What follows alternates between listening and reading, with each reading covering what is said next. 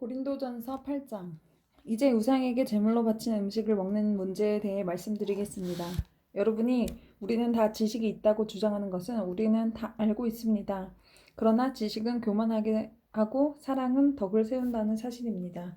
어떤 사람이 자기가 무엇인가 안다고 생각하면 그 사람은 마땅히 알아야 할 것을 아직 모르고 있는 사람입니다. 그러나 그 사람이 하나님을 사랑하면 하나님께서도 그 사람을 알아주십니다. 이제 우상의 제물로 바친 음식을 먹는 문제에 대해 이야기해 봅시다. 우리는 세상에서 우상이란 아무것도 아니며 하나님은 오직 한 분뿐이라는 사실을 알고 있습니다. 하늘에나 땅에나 신이라고 불리는 존재가 많이 있고 사실 많은 신이 있으며 많은 주가 있지만 우리에게는 아버지가 되시는 하나님 한 분만 계십니다. 만물이 그분에게서 나왔고 우리는 그분을 위해 살고 있습니다. 또 주 예수 그리스도 한 분만 계십니다. 만물이 그분 때문에 창조되었고 우리도 그분 때문에 살고 있습니다. 그런데 누구나 이러한 진리를 아는 것은 아닙니다. 사람들 중에는 아직도 우상을 숭배해야 하는 습관이 남아 있어서 우상에 바친 음식을 먹을 때 그것이 우상에 바친 음식이라고 생각하며 먹는 사람들이 있습니다. 그 사람들은 양심이 약해졌고 더럽혀졌습니다. 그러나 우리를 하나님께 가까이 나가게 하는 것은 음식이 아닙니다. 음식을 먹지 않는다고 해서 손해가 되는 것이 아니며 음식을 안 먹는다고 해서 더 이루어지는 것도 아닙니다. 그렇지만 여러분에게 있는 자유를 행사할 때 그것이 믿음이 약한 성도들에게 걸림돌이 되지 않도록 주의하십시오. 지식이 있다는 여러분의 우상의 신전에서 음식을 먹고 있는 것을 믿음이 약한 성도가 본다면 그가 용기를 얻어 그 사람처럼 우상에게 제물 바친 음식을 먹지 않겠습니까? 이렇게 되면 믿음이 약한 성도는 여러분의 지식 때문에 망하게 되는 것입니다. 그리스도는 바로 그 성도를 위해 죽으셨습니다. 이런 식으로 여러분의 동료 성도들에게 죄를 짓고 그들의 약한 양심에 상처를 준다면 여러분은 그리스도께 죄를 짓는 것입니다. 그러므로 내가 먹는 음식 때문에 내 동료 성도들이 걸려 넘어지게 되면 그 사람이 걸려 넘어지지 않도록 하기 위해 나는 평생 고기를 먹지 않을 것입니다. 9장. 내가 자유인이 아니란 말입니까? 내가 사도가 아니란 말입니까?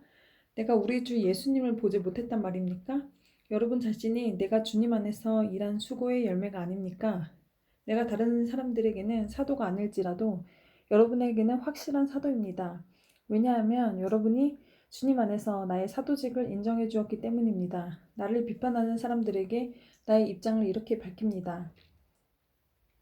우리에게 먹고 마실 권리가 없습니까? 다른 사도들과 주님의 동생들과 게바가 그런 것처럼 우리는 신자인 아내를 데리고 다닐 권리가 없습니까? 나와 바나바만 생계를 위해 일해야 한단 말입니까? 자기가 비용을 다 대가면서 군대 생활을 하는 사람이 어디 있습니까? 포도 농사를 지으면서 그 포도원에서 나는 포도를 따먹지 않는 농부가 어디 있으며 양을 기르면서 거기서 나는 젖을 마시지 않는 사람이 또 어디 있겠습니까? 내가 사회에서 일어나는 일만 가지고 이렇게 말하는 것은 아닙니다. 율법에도 이런 말이 있지 않습니까? 모세의 율법이 이같이 기록되어 있습니다. 곡식을 타작하는 소의 입에 망을 씌우지 마라. 하나님께서 소를 생각해서 이 말씀을 하신 줄 아십니까? 아니면 우리 모두를 위한 말씀이겠습니까?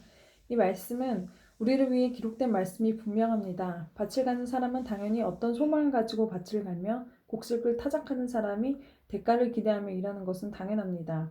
우리가 여러분에게 영적인 것을 뿌렸다면 우리가 여러분이 갖고 있는 물질을 거두어 드린다고 해서 지나치다고 할 수 있겠습니까? 다른 사람들이 여러분에게 이런 것을 요구하는 권리를 가졌다면 우리는 그럴 권리가 더 있지 않겠습니까?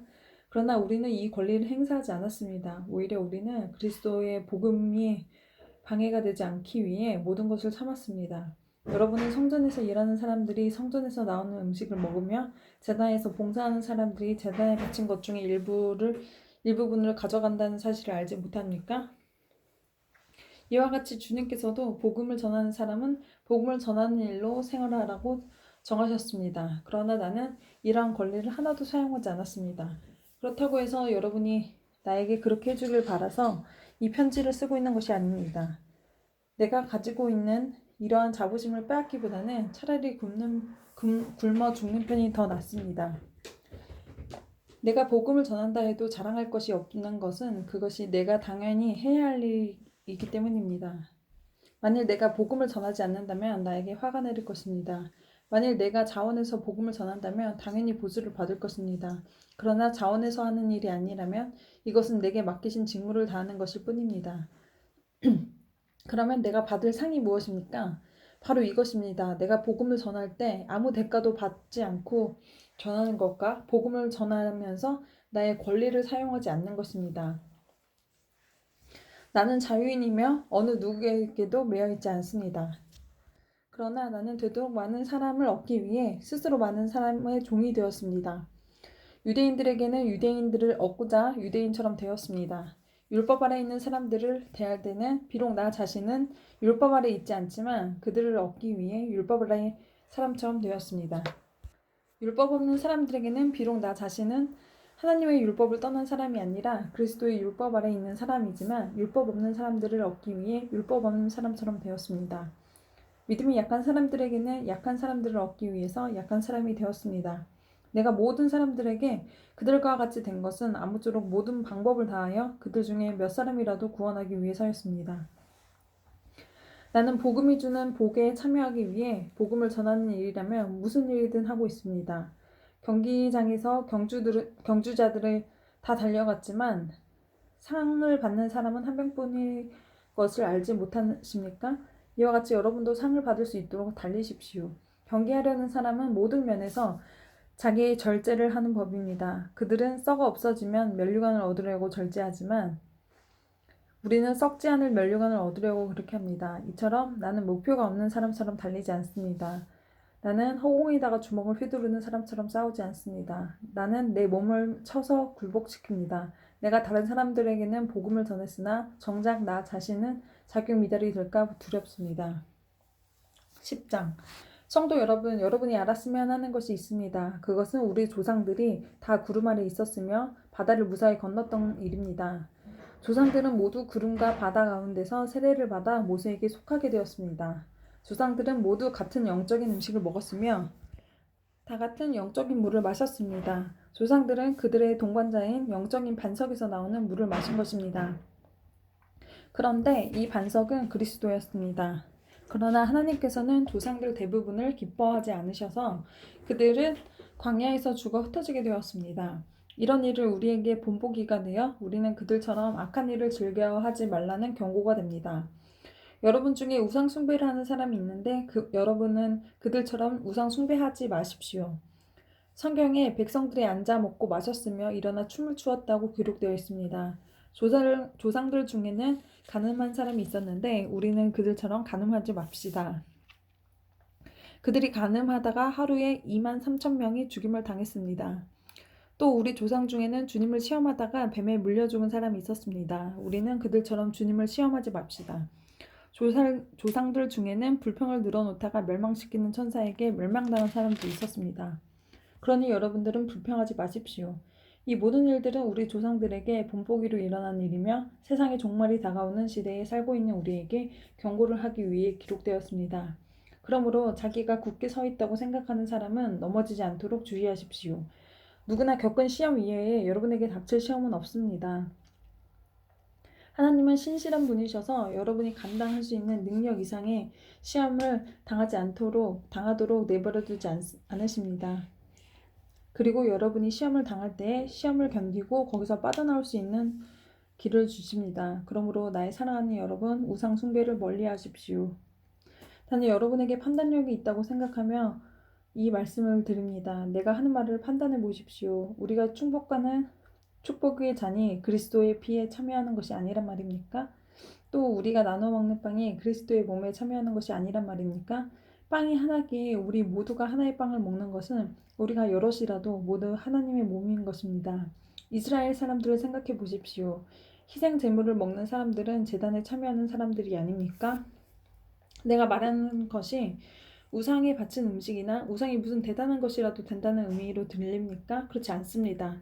사람들이 제단에 바치는 것은 귀신에게 바치는 것이지 하나님께 바치는 것이 아닙니다. 나는 여러분들이 귀신과 속이는 사람이 되는 것을 원하지 않습니다. 여러분은 주님의 잔을 마시고 동시에 귀신의 잔을 마실 수 없으며 주님의 식탁에 참여하면서 귀신의 식탁에 참여할 수 없습니다. 우리가 주님을 질투하게 만들어서야 되겠습니까? 우리가 주님보다 더 강한 자라는 말입니까? 모든 것이 허용되었다고 여러분은 말하지만 모든 것은 다 유익한 것은 아닙니다. 또 모든 것이 허용되었다고들 그러지만 모든 것이 다 덕을 세우는 것은 아닙니다. 누구나 자기 유익을 구해서는 안 되고 다른 사람의 유익을 구하여야 합니다. 시장에 파는 고기는 어떤 것이 되었든 양심을 위해 꼬치꼬치 깨묻지 말고 그냥 사 먹으십시오. 땅과 그 안에 가득한 것이 다 주님의 것이기 때문입니다.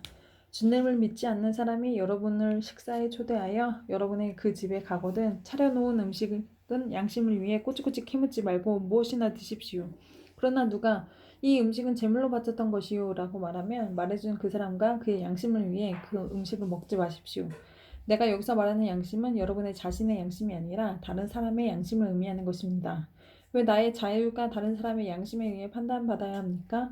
내가 감사하고 음식을 먹는데 내가 음식을 먹은 것 때문에 비난받아야 할 이유가 어디 있습니까? 그러므로 여러분은 먹든지 마시든지 무엇을 하든지 모든 것을 하나님의 영광을 위해 하십시오.